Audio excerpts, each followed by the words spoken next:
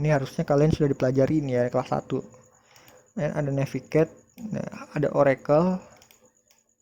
Nah, ada tuh 8 ya. 8 yang sering digunakan. Terus kalau pertanyaannya bedanya apa sih? Sama. Ya, secara fungsional ini sama. Tetapi ada beberapa yang berbeda. Yang beberapa yang beda itu apa? Nah, yang beda ini sedikit ya. Yang beda itu hanya tampilannya. Kemudian cara-cara atau langkah-langkah di dalam aplikasi dari BMS ini beda-beda, dari itu aja sih, yang nggak ada lagi yang lain. Nah, nanti kalau ada kesempatan nanti akan saya praktekkan, kalau tidak terlalu malam ya, akan saya praktekkan eh, yang database menggunakan MariaDB dan juga Oracle. Nah, oke, kita tutup yang ini. Nah, nanti juga kalau misalnya ada waktu ya di lain hari akan saya buat video tentang materi instalasi Linux pada Debian 8. Oke, ini dulu ya, silahkan nanti yang saya suruh catat, silahkan nanti kalian catat. Nah, sekarang saya akan menjelaskan susunan penting dari database itu sendiri. Nanti akan saya praktekkan menggunakan Excel ya. Jadi kalian anak TK aja harus tahu lah Excel ini apa gitu kan. Excel ini adalah sebuah aplikasi ya pengolah angka ya.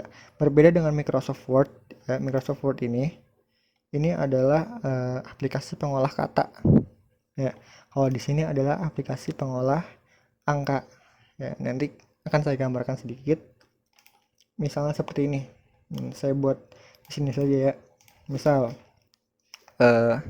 biasanya dalam sebuah database secara umum ya, tidak saya klasifikasikan, jadi ini secara umum saja supaya kalian mudah dimengerti. Database itu memiliki 3 struktur ya, atau bukan 3 struktur, 3 bagian sederhana yang wajib kalian pahami saat kalian ingin membuat database ya. Yang pertama adalah primary key ya.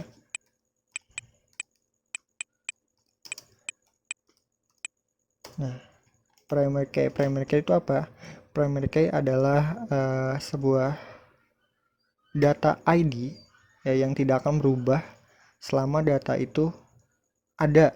Nah, sekalipun data itu tiada, dia juga tidak akan berubah. Misalnya, nah, primary key itu seperti apa sih contohnya? Contohnya seperti ini aja. Jadi kalian kalau pernah dengar warna primer. Nah, warna primer itu kan ada apa? Merah, kuning, hitam, biru. Nah, itu adalah warna primer ya. Jadi warna itu sebagai warna pokok ya.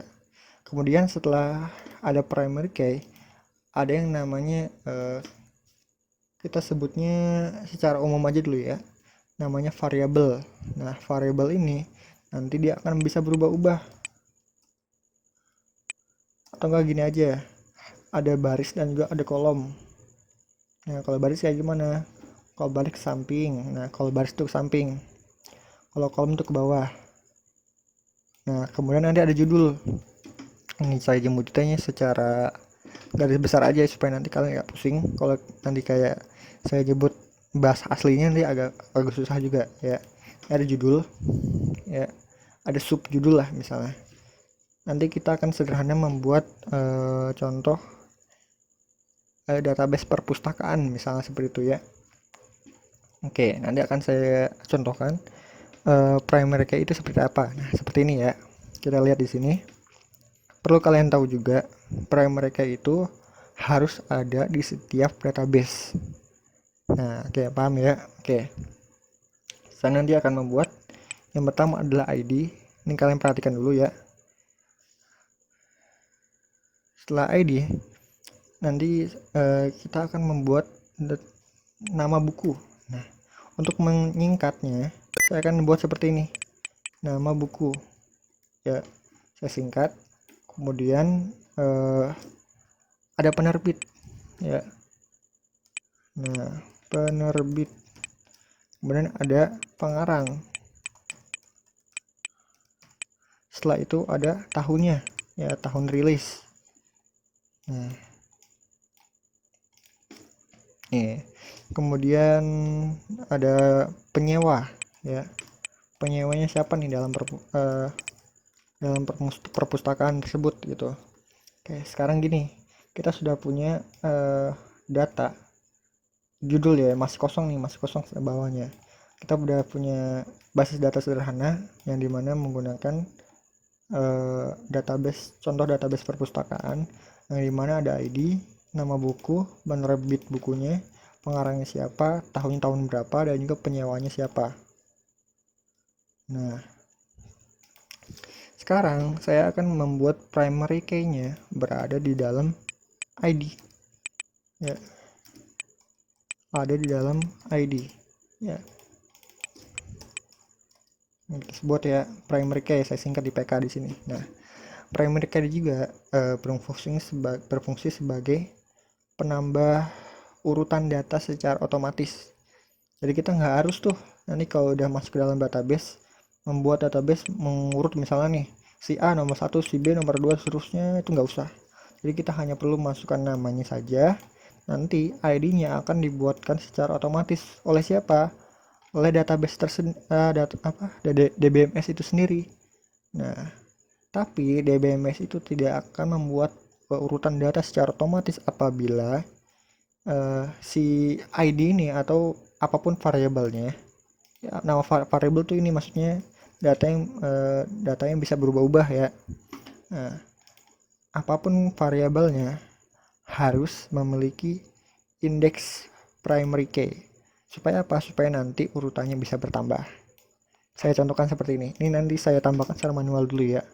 Misal kita punya 2, 3, 4, misalnya 4 data. Nama bukunya misalnya ASC. Nah, yang kedua ada buku AIJ. Kemudian ada PEMDAS. Ada sistem komputer. Nah, kita buat penerbitnya si A misalnya ya, si B, si C, si D. Nah, pelarangnya kita buat seperti acak dulu aja ya. Misalnya D, si B, si A, si C. Nah, tahunnya misalnya tahunnya tahun 2000. Ini tahun 2012. Nah, ada tahun 2009. Ada tahun 2007. Nah, penyewanya misalnya gini. Si A, si B, si D, si C, misalnya seperti itu. Oke. Sekarang ini udah kelihatan jelas ya. Sekarang saya akan gambarkan perbedaannya. Ya. Ini si ID karena dia primary key saya kasih warna yang lain ya. Sisanya saya kasih warna misalnya hijau. Nah, yang perlu kalian perhatikan adalah yang ada di dalam kotak ini. Ya, jangan lihat kemana-mana dulu. Oke, seperti ini.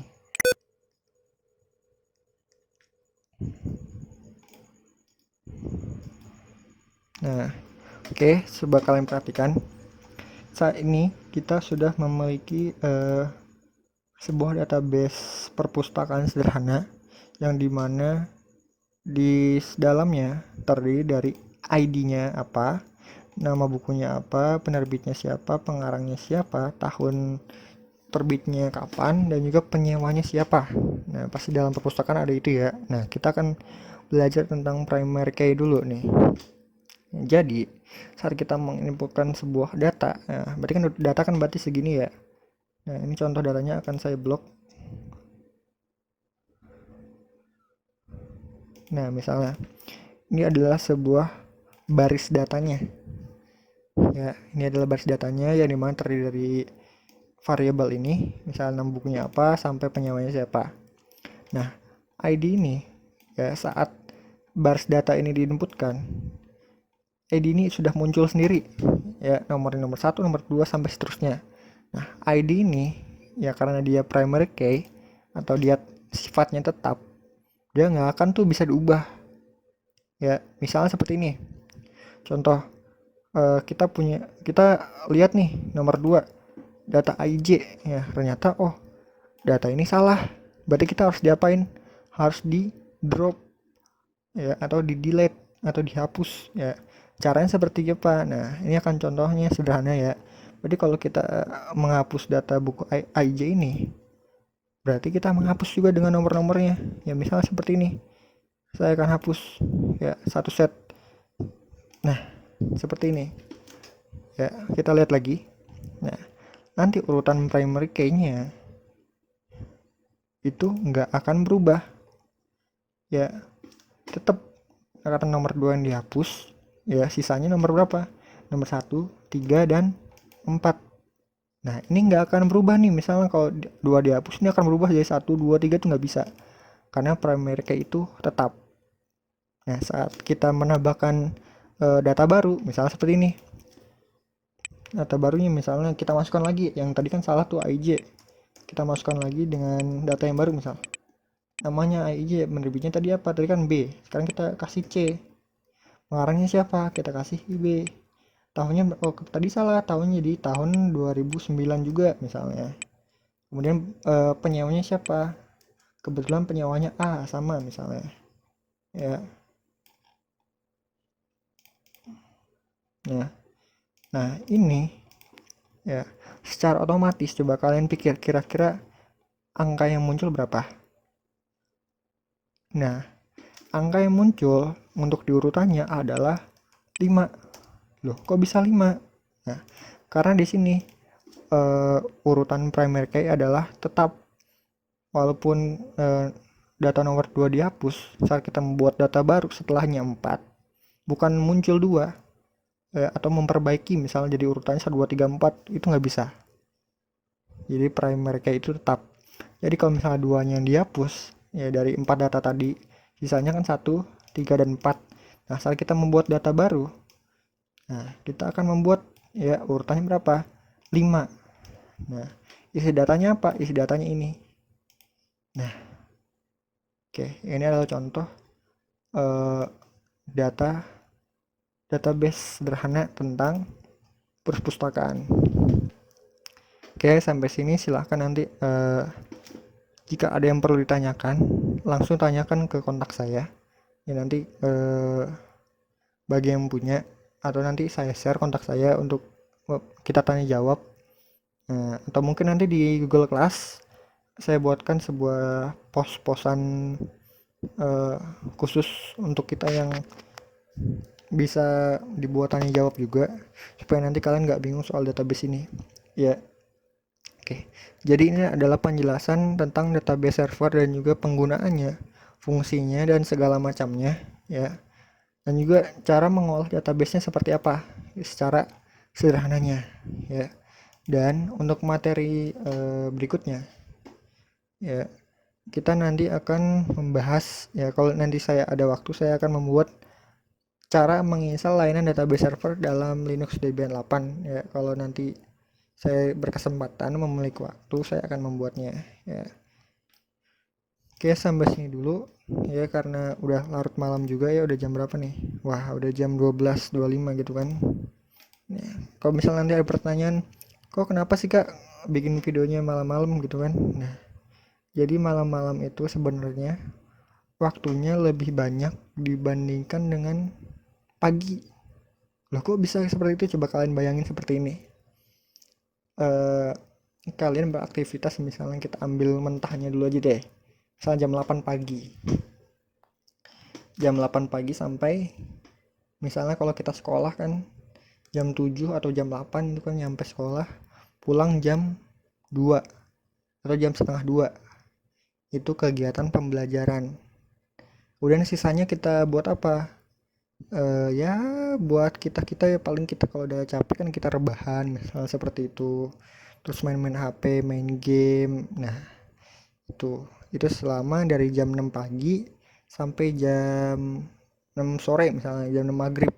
Itu berapa jam tuh? 12 jam ya. Itu kita gunakan banyak hal gitu misalnya.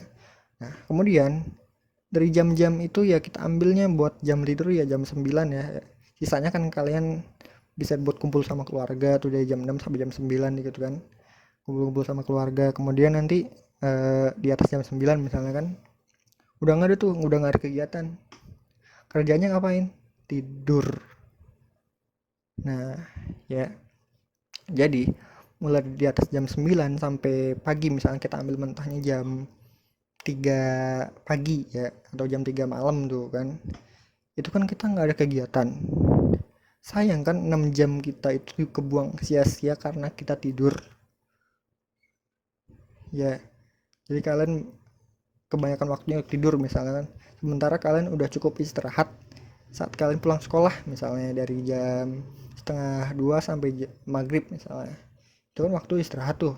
Kenapa nggak kalian pakai waktu untuk tidur siang misalnya seperti itu.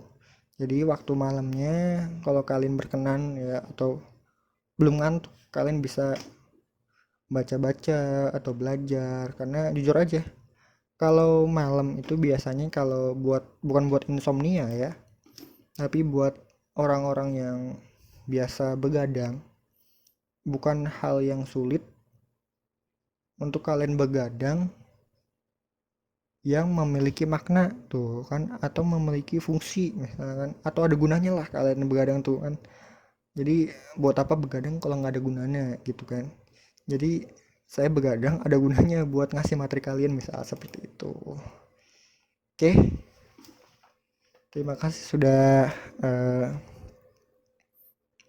menonton materi yang saya bawakan.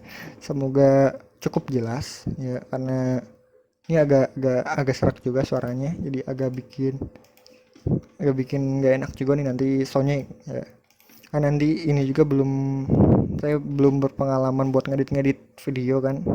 Jadi ini pertama kalinya saya buat materi pembelajaran eh, secara menggunakan video seperti ini ya. Oke, terima kasih yang sudah menonton. Salam sejahtera. Ya, kemudian jangan lupa saya akan menyampaikan satu hal ini. Oke, ya. Saya akan menyampaikan satu hal ini ya. Ini adalah semboyan dari Bapak Pendidikan kita, Ki Hajar Dewantara. Ya, yang pertama ada Ingarso sing tulodo, ing madya mangun korso tutwuri handayani. Artinya apa? Nah, di depan memberikan contoh, di tengah memberi semangat, dan di belakang memberikan daya kekuatan. Ini adalah semboyan pendidikan kita. Silahkan nanti kalian pelajari, karena tanpa beliau kita nggak akan semudah ini mendapatkan ilmu ya. Ilmu di mana? Ilmu di dalam negara Indonesia.